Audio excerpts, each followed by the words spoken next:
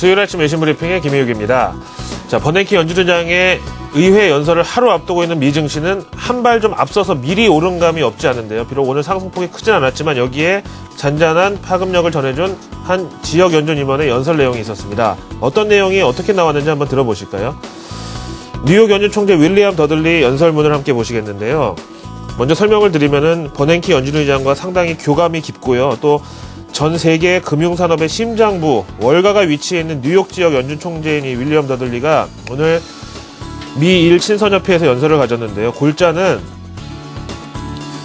여기 단체가 단체다 보니까 일본의 지난 잃어버린 10년 이후 최근 다시 일본 경제가 살아나고 있는 것은 전적으로 양적 완화와 유동성 덕분이었다. 그러니까 유동성에 죽었다가 유동성에 살고 있다 이런 거고요.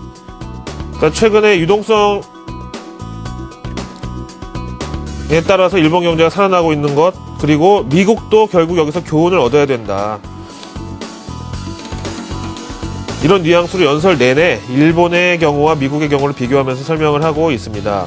그러니까 한마디로 중요한 것은 양적 완화와 유동성이다. 여기에 따라서 일본은 잃어버린 10년을 어쩔 수 없이 맞이했지만 미국은 지난 공격적인 양적 완화로 생각보다 빨리 잃어버릴 뻔한 10년을 3년으로 줄였다 이런 얘기고요.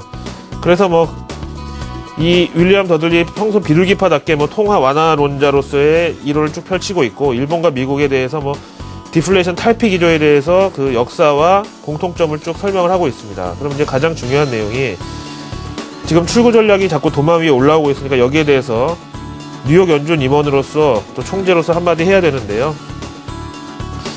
바로 이 부분에서 자신의 이 견해를 밝히고 있습니다.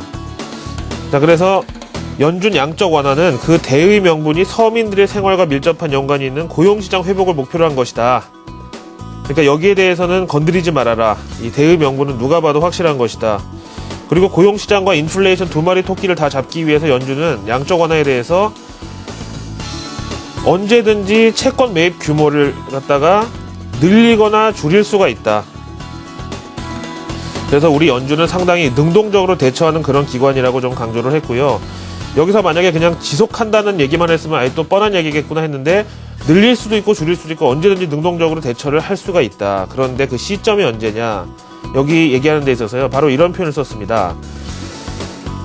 향후 전망이 uncertain, 불투명하다, 이런 표현. 이거 참 비둘기파들이 좋아하는 표현인 동시에 경제 용어로 봤을 때는 상당히 좀 비관적인 그런 단어인데요. 이런 표현을 쓰면서 언젠가, 하지만 일정 시점에, 당연히 미래를 얘기하겠죠. 연준이 양적 완화를 축소한다면 거기에는 단순히 실업률이 몇 %냐 이런 단편적인 요소가 아니라 고용시장에 대해서 아주 확실한 그리고 투명한 전망이 개선된다는 이런 전망이 뒷받침되어야 되고, 이럴 경우 연준은 대신에 긴축이나 출구 전략이라는 표현을 안 썼고요. 노멀리데이션이라고 해서 정상화, 통화정책의 정상화라는 좀 세련된 표현을 쓰면서 이렇게 나설 수가 있겠다. 근데 이런 통화정책 정상화의 첫 단계가 갑작스럽게 긴축이 아니라 만기 채권 재매입을 중단하는 식으로 상당히 좀 조심스럽게 연착륙을 목표로 진행이 될 것이고, 그 다음에나 금리를 인상한 이후에 현재 연준이 가장 신경 써서 관리하는 모기지 채권을 그것도 향후 3년에서 5년에 걸쳐서 서서히 시장에 내놓을 것이다 라면서 뉴욕 연준 총재다운 정말 뛰어난 연설 내용이었는데요. 이걸 제가 감히 뉴욕 연준 총재 연설에 대해서 평가를 한다는 게 좀 건방지지만요. 어쨌든 이번이 연설문의 구조나 흐름이 그야말로 명문이었고요. 다른 연준 총재들이 그냥 연준 양적 완화 더 필요하다, 아니면 그만두자 이런 단편적인 발언하고 비교해서 봤을 때 상당히 논리가 탄탄한 그런 내용이었다고 봐야 되겠죠. 당연히 시장도 여기에 반응을 했습니다. 이 가운데서 시장 투자 전략가 의견 한 편 보실까요? 도이치뱅크의 수석 경제학자 호세 라보냐는요, 내일 있을 버냉키 연준 총재 연설의 예고편 내지는 힌트가 바로 오늘 나온 것이 아니겠느냐. 결국은 윌리엄 더들리 뉴욕 연준 총재 연설 내용이 버냉키 연준 의장의 내일 연설 내용의 일종의 예지몽이다, 이렇게 얘기를 했고, 이 트위터가 꽤나 좀 신빙성이 있다는 평가를 받았다고 하네요. 자, 연준 양적 완화가 흔들림 없이 지속된다는 것은 우리 증시에 있어서도 나쁠 것은 없지만은요, 우리가 최근에 가장 신경을 쓰는 것은 오히려 일본의 양적 완화와 일본 증시입니다. 니혼게이지 하시면 보실까요? 그동안에 진짜 대대적인 양적 완화를 펼쳤는데 이제 슬슬 경계감이 제기가 되고 있고요. 뭐 빨간불까지는 아니지만 노란불 정도 켜졌다고 보시면 되겠습니다. 일본 장기국채 금리가 계속 상승하고 있어서 우려가 점증되고 있다는 설명이고요. 당연히 일본 정부가 양적 완화를 위해서 돈을 마련하는 데 있어서 금리가 올라가면 뭐 조달 비용이 올라갈 수밖에 없다는 설명이고요. 국채 금리로 바로 넘어가서 보시면은요. 10년물 가장 대표적인데요. 이 최근에 보니까 30bp 한 달 만에 올랐고 어제만 3bp 올라갔습니다.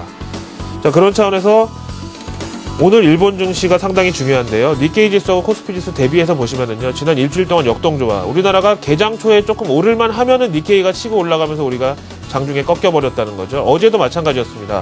정확한 역동조화인데요. 우리나라 어저께 개장 초에 막 반등을 하려고 하다가 일본 증시 개장 한 30분 이후부터 갑자기 이렇게 치고 올라가면서 우리 증시가 꺾였고 결국 하락권에 머무르게 됐거든요. 그래서 오늘 중요한 이슈가 바로 이겁니다. 일본 중앙은행 홈페이지에 보시면은요. 금융정책회의 둘째 날이자 마지막 날인데요.